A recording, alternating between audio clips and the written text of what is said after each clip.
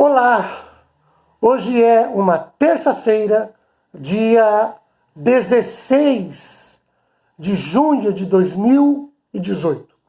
Eu quero ter esse momento de exposição da palavra do Senhor com você, convidando a ler a palavra do Senhor no livro dos Salmos, no capítulo de número 41, a partir do verso 4. Disse eu, é um salmo de Davi: compadece-te de mim, Senhor, sara minha alma, porque pequei contra ti. Dos meus inimigos, os meus inimigos falam mal de mim. Olha o que os inimigos falavam de Davi. Quando morrerá e lhe perecerá o nome? Se algum deles me vem visitar, diz coisas vãs, amontoando no coração malícias, ensaindo, é disso que fala. De mim rosnam a uma todos os que me rodeiam. Engendram males contra mim, dizendo: peste maligna deu nele, caiu de cama, já não há de levantar-se. Olha a situação no verso 10, no 9, desculpem.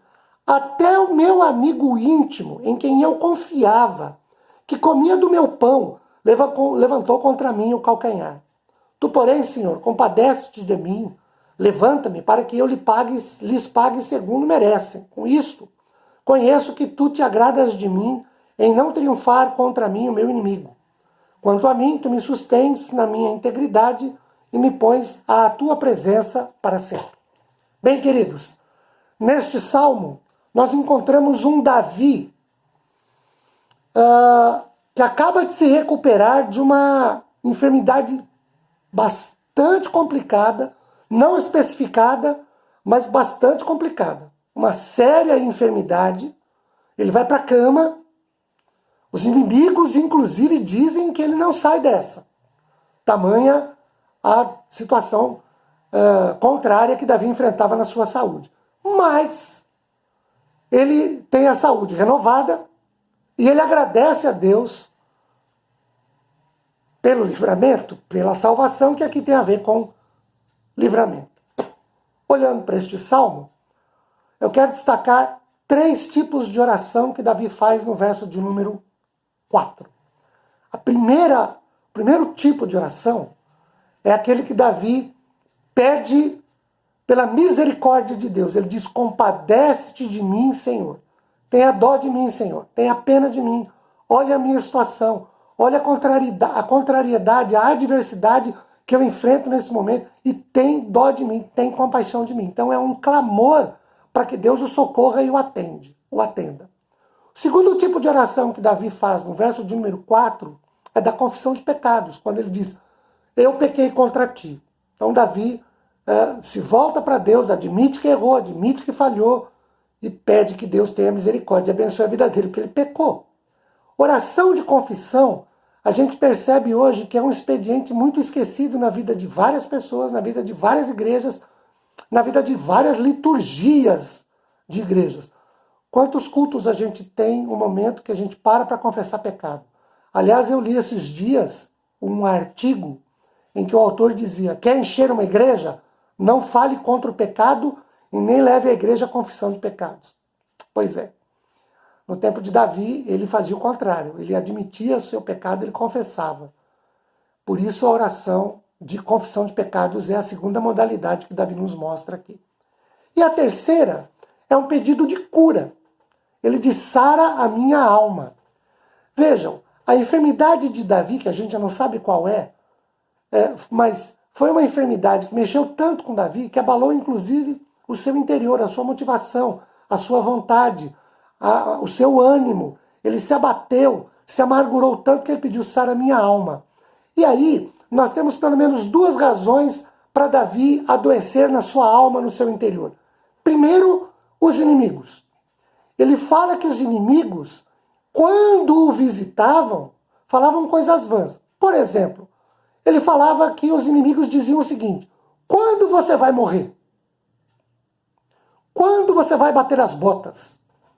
Você já imaginou receber a visita de um inimigo? Não é de um amigo, é de um inimigo. E esse inimigo virar para você e dizer: ô cara pálida, quando é que você vai morrer?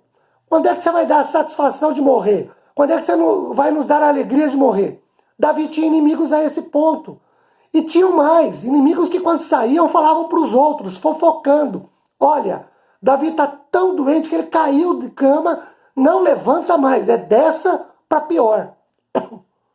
Davi tinha essa amargura de saber que os inimigos falavam mal dele. E a pior das amarguras. Olhem para o verso de número 9. Davi tem um amigo, a gente não sabe quem é, a Bíblia não fala, Davi não revela, mas ele teve um amigo que era íntimo, em quem ele confiava. Gente que frequentava o palácio, que comia à mesa do rei, que desfrutava dos banquetes do rei, e esse amigo o traiu. Por isso, a sensação de amargura, de ter sido alguém que teve a sua vida emocional abalada, a sua confiança nesse amigo foi bastante atrapalhada. Davi estava desapontado, se sentindo traído. Davi estava muito amargurado. Mas apesar disso tudo, da enfermidade, que a gente não sabe qual é, mas que o levou para a cama, dos inimigos que falavam mal dele, e quando o visitavam, continuavam falando mal, e saindo fofocavam, dizendo, ele vai morrer. Do amigo que o trai, a confiança de Davi no Senhor não é abalada. Olhem para os versículos de número 10, 11 e 12.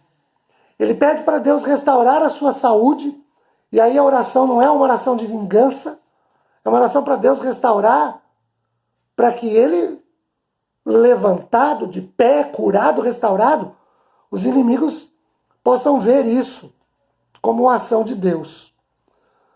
A confiança de Davi no Senhor ficou inabalável pela graciosa ação de Deus a favor de Davi. E existem pelo menos 3 razões para a confiança de Davi se mostrar inabalável, apesar de tudo de contrário que ele enfrentou e passou na vida naquele momento. A primeira razão está no verso 11. O inimigo não triunfou.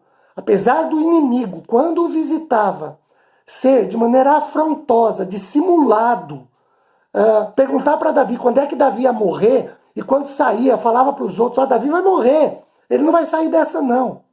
O inimigo não prevaleceu. O Senhor levantou Davi e curou Davi.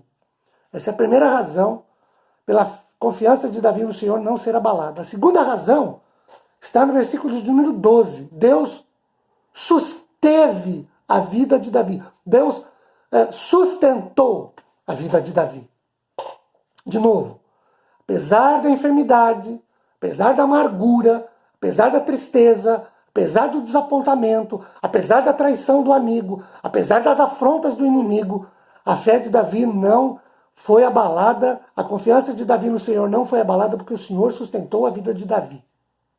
E a terceira razão, também no verso de número 12.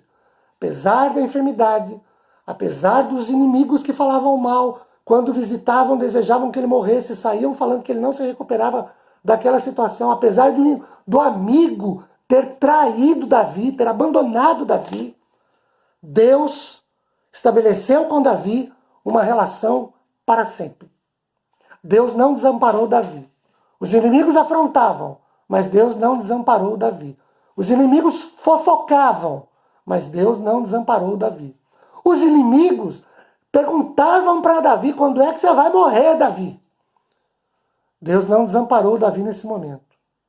Quando o inimigo agiu, Deus não desamparou Davi. Quando o amigo traiu Davi, Deus não desamparou Davi, sustentou a vida de Davi. Queridos, neste momento que nós estamos vivendo nesses dias, hoje é uma terça-feira, dia 16 de junho, ainda com uma certa flexibilidade no estado de São Paulo, mas com muita gente de maneira responsável, ainda só saindo de casa quando é absurdamente necessário, imprescindível, não tem jeito, porque a gente precisa comer, tem coisa que a gente precisa comprar, e mesmo que a gente faça muita coisa em casa, algumas dessas coisas que a gente faz em casa, ou talvez todas elas, a gente precisa comprar as coisas para fazer, né? Então a gente precisa sair para isso. Então saímos o mínimo possível, de maneira responsável, ainda vivemos, apesar da flexibilidade, mas de incertezas. As pessoas saem e, apesar de todos os cuidados que tomam, correm o risco de serem contaminadas e depois contaminar quem ficou em casa ou quem vai se encontrar em outros lugares com o coronavírus. E aí, a confiança de muita gente nesse momento vai a zero quase, né? Se abala. Eu posso sair e posso ser contaminado. Se eu for contaminado, eu fico doente. Se eu ficar doente, eu posso não me recuperar e posso morrer. No fundo, o medo é esse. O medo não é de ficar doente. O medo é de morrer. Saiba, Deus está conosco todos os dias. O Senhor nos sustenta. Eu espero que Deus fale mais ainda ao seu coração. Que Deus te abençoe. Tenha continuidade de uma boa semana. Eu gostaria de vê-los novamente, aliás, de tê-los novamente, na próxima quinta-feira, agora dia 18, depois de amanhã. Fique com Deus, a paz do Senhor esteja no seu coração. Um beijo para você. Tchau, gente!